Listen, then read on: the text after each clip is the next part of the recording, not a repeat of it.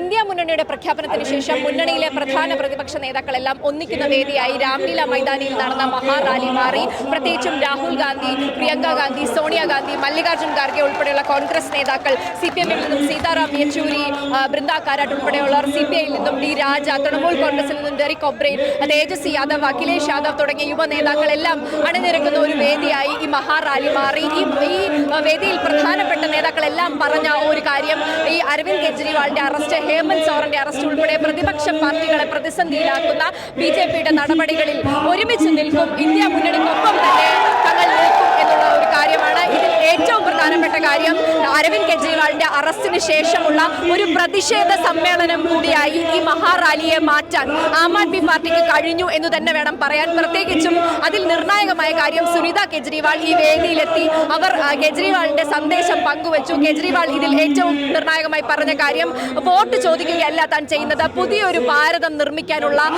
ഒരു അപേക്ഷയായി അല്ലെങ്കിൽ അത്തരത്തിലുള്ള ഒരു അഭ്യർത്ഥനയുമായാണ് ജനങ്ങൾക്ക് മുന്നിലെത്തുന്നത്. ഇന്ത്യ മുന്നണി ജനങ്ങളുടെ ഉള്ളിലുള്ള ഒരു വികാരമാണ്.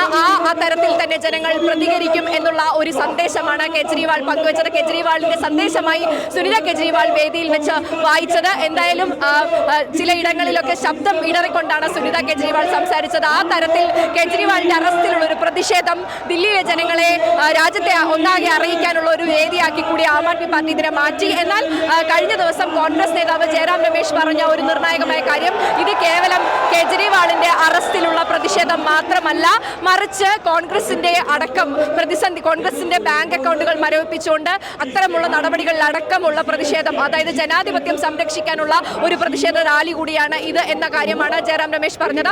ആ തരത്തിൽ തന്നെയാണ് മറ്റു നേതാക്കളെല്ലാം പ്രസംഗിച്ചത്. കെജ്രിവാളിനും ആം ആദ്മി പാർട്ടിക്കും പൂർണ്ണ പിന്തുണ പ്രഖ്യാപിക്കുമ്പോഴും ഈ BJPയുടെ ഒന്നാകെയുള്ള നടപടി, പ്രതിപക്ഷ പാർട്ടികളുടെ ശബ്ദം ഇല്ലാതാക്കാനുള്ള നടപടിക്കെതിരെയാണ് എല്ലാ നേതാക്കളും സംസാരിച്ചത്. പ്രത്യേകിച്ചും BJPക്കും നരേന്ദ്രമോദിക്കും എതിരെയുള്ള പ്രസ്താവനകൾ കൊണ്ട് നിറഞ്ഞതായിരുന്നു വേദിയിലെ സംസാരങ്ങളെല്ലാം.